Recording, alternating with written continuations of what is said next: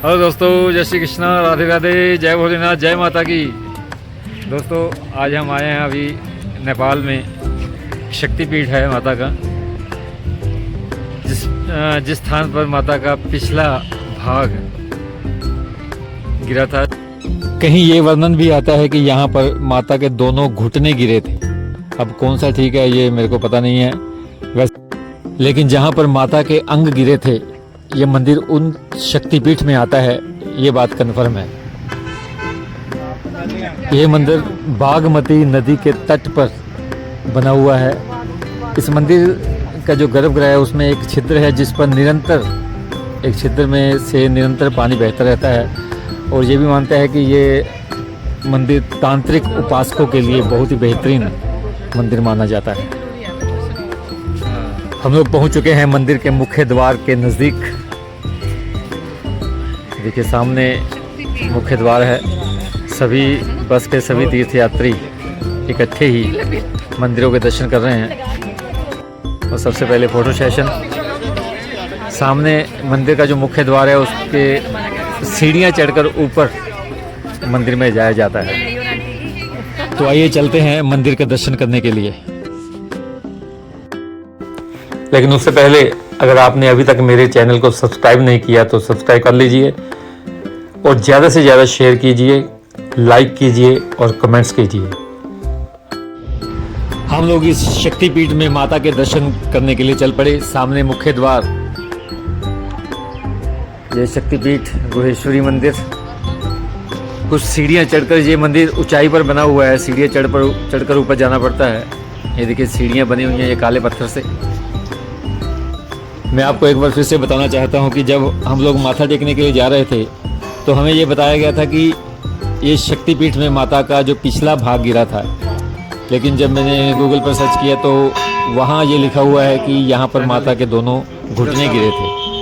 अब ये इसमें कौन सा सच्चाई है आप मेरे को ज़रूर बताइएगा कमेंट करके। ये मंदिर का प्रांगण और सामने ये गर्भगृह है, ये बाई तरफ। और गर्भगृह में सामने शेर की दो मूर्तियां बनी हुई हैं। ये चांदी से निर्मित है, ये चांदी के पत्रे चढ़े हुए हैं इसके ऊपर। 17वीं शताब्दी में राजा प्रतापमल द्वारा इसका जीर्णोद्धार करवाया गया था। बहुत पुरातन मंदिर है और इसकी रेनोवेशन लगातार चलती रहती है। इस गर्भगृह के अंदर माता विराजमान है। इस शक्तिपीठ के दर्शन करके हम तो धन्य हुए हैं, आप भी लाभ लीजिए इनके दर्शन का।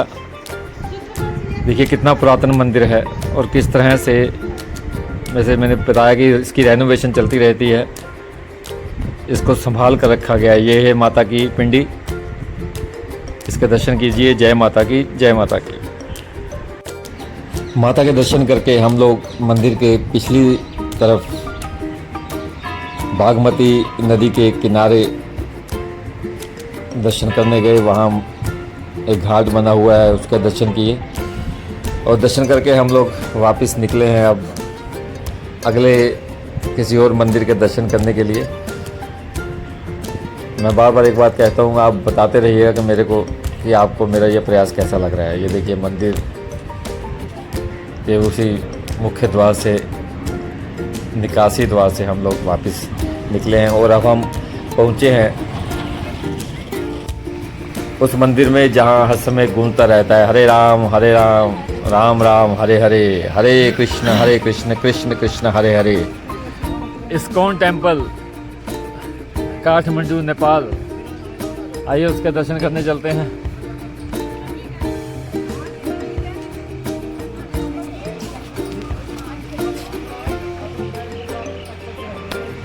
इस्कॉन टेम्पल हम लोग पहुँचे हैं। ये भी थोड़ा ऊपर चढ़ाई चढ़ के है। इसमें सीढ़ियाँ नहीं बनी हुई है, इसमें सिर्फ रोड बनी हुई है मंदिर तक। हम पहुँच चुके हैं मंदिर में। ये रथ यात्रा का पोस्टर लगा हुआ है। ये हेमंत जी आगे आगे हमारे मार्गदर्शक। आइए मंदिर के अंदर चलते हैं। और महामंत्र श्रवण करते हैं।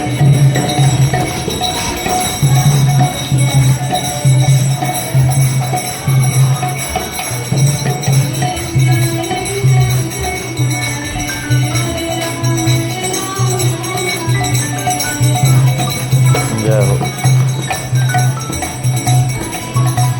मधुर वाणी में महामंत्र का आनंद लीजिए। ये प्रभु सामने विराजमान है।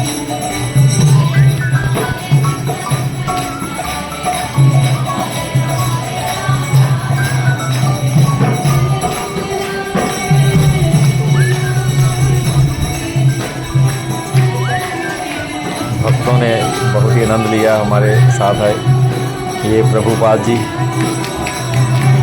जिन्होंने पूरे विश्व में हरे कृष्ण नाम का प्रचार किया इस्कॉन के रूप में। जय गुरुदेव। भक्त मस्ती में झूमते हुए नाचते हुए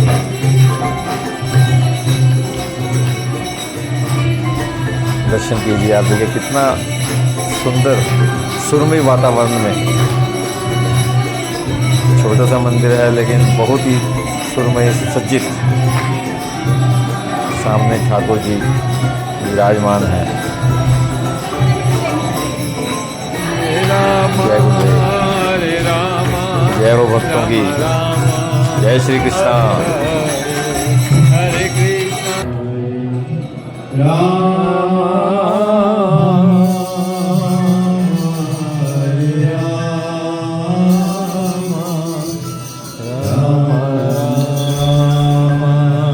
मंदिर में हमने खूब आनंदमयी वातावरण में दर्शन किए।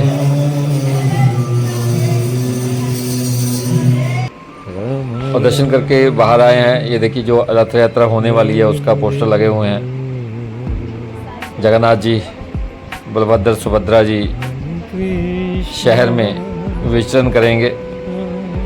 बाहर आए तो माता तुलसी, जय माता वृंदा देवी।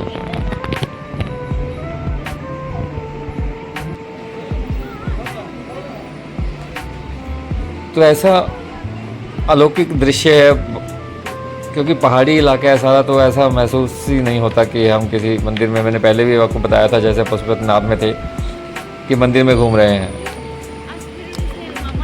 बाहर आए तो सारा उन्होंने अच्छे से सुंदर व्यवस्थित तरीके से सजा रखा था। बाहर भी, बाहर मूर्तियाँ थी बनी हुई हैं, काफ़ी मूर्तियाँ थी बाहर। ये देखिए कालिया नाग,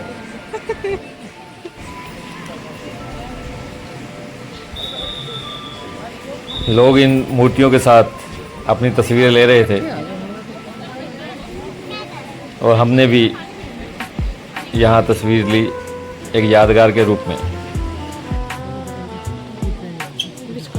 कालिया नाग का मर्दन,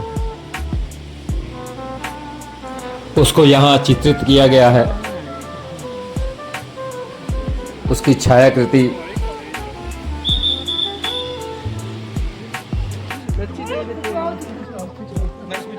एक बहुत ही सुंदर गुफा बना रखी थी जिसमें मेरे भोले बाबा विराजमान थे। ये देखिए कैसी अलौकिक और सुंदर गुफा निर्मित की हुई है, जिसमें भोलेनाथ बैठे तपस्या कर रहे हैं। और ये गोवर्धन लीला। इन्हीं सुहावने दृश्यों को निहारते हुए हम लोग अब अगले पड़ाव की ओर जाने की ओर अग्रसर हैं।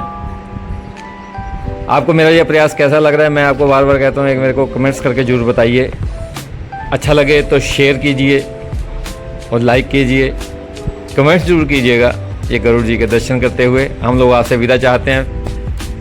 जय श्री कृष्णा, जय भोलेनाथ, जय श्री राम। मिलेंगे अगले व्लॉग में, किसी और मंदिर के दर्शन करेंगे।